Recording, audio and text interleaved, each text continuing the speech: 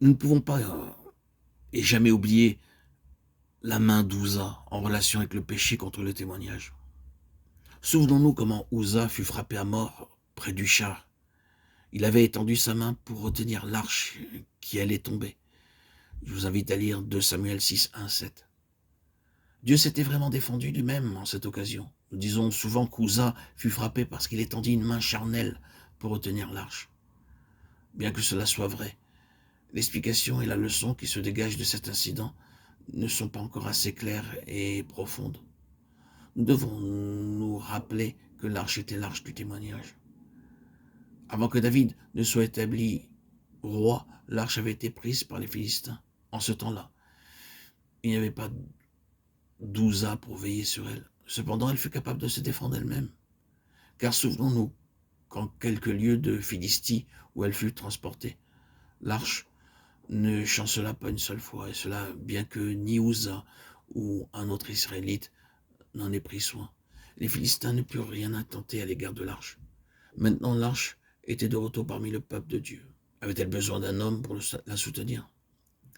C'est sous cet angle que nous devons voir le péché d'Ouza. L'arche, qui avait su se défendre elle-même au milieu de ses ennemis, devait-elle maintenant avoir besoin parmi le peuple de Dieu des soins d'un homme? Dieu, souvenez-vous, en avait toujours voulu que l'arche soit portée par les Lévites. Mais les Israélites, dans cette occasion, l'avaient placée sur un char à bœufs. Si toutefois elle tombait, cela était l'affaire du Seigneur. Une main d'homme étendue, quel qu'il soit, portait préjudice au témoignage de Dieu. C'est pourquoi Dieu ne laissa pas Ouza impuni. Oh, apprenons cette leçon devant le Seigneur.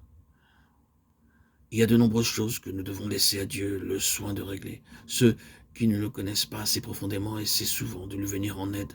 Lorsque nous nous arrêtons pour considérer la fin de toutes ces personnes dans le passé, nous remarquons un grand principe. C'est que nous ne pouvons pas nous permettre de pécher contre le témoignage du Seigneur. Ce fut le cas pour Moïse en frappant la pierre, pour Corée qui s'est révolté contre Moïse,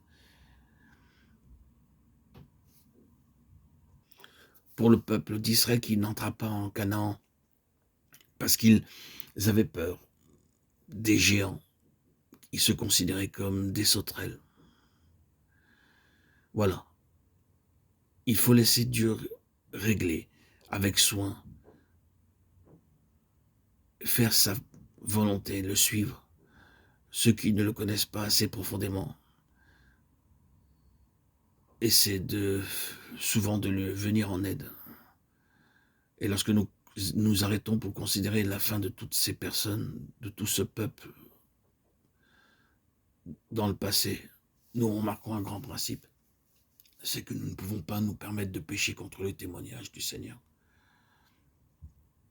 Lorsque quelqu'un pêche contre le caractère de Dieu, l'autorité de Dieu, les voies de Dieu, le plan de Dieu, ou le témoignage de Dieu, il sera alors châtié par Dieu, car il n'est jamais négligent à l'égard de son témoignage.